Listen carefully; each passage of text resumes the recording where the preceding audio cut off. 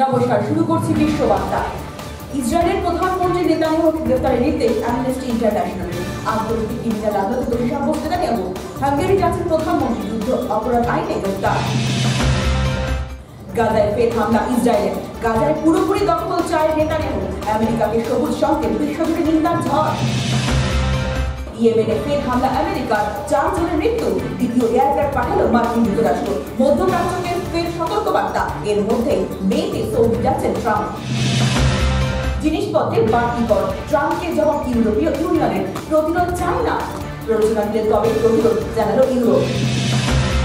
দেখে নেব হেডলাইন। পাক সেনার ভারতে অনুপ্রবেশের চেষ্টা, যোগ্য জবাব ভারতের। নিহত 5 পাক সেনা। কাশ্মীরের পুঞ্জে উত্তেজনা, পরে 2 দেশের মধ্যে আলোচনা হয় কাকে সমস্যা।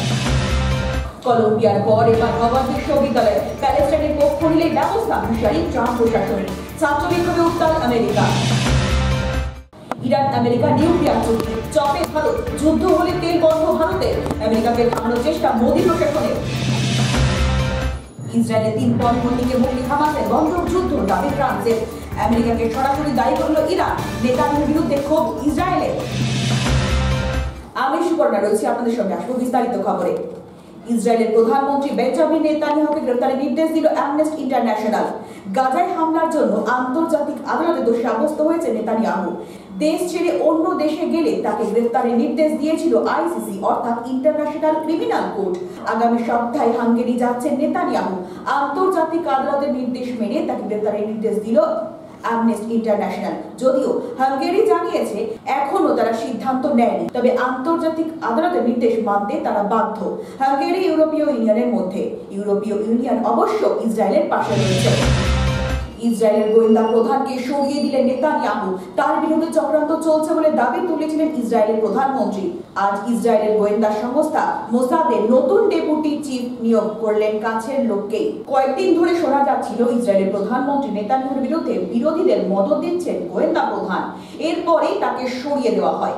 নিজের নিরাপত্তার জন্য এখন মাটির নিচে বাংকারে লুকিয়ে রয়েছেন ইসরায়েলের প্রধানমন্ত্রী। তাকে ঘিরে রেখেছেন আমেরিকার সেনা।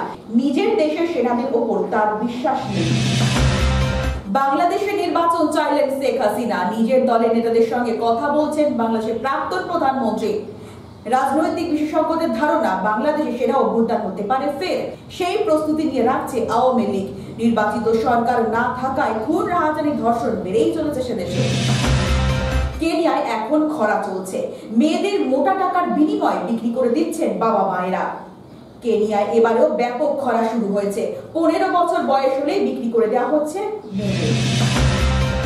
যুদ্ধবিরতির প্রস্তাব আমেরিকার, মানতে নারাজ পুতিন। ইউক্রেন যুদ্ধ চলবে জানিয়ে দিলেন রাশিয়ার প্রেসিডেন্ট।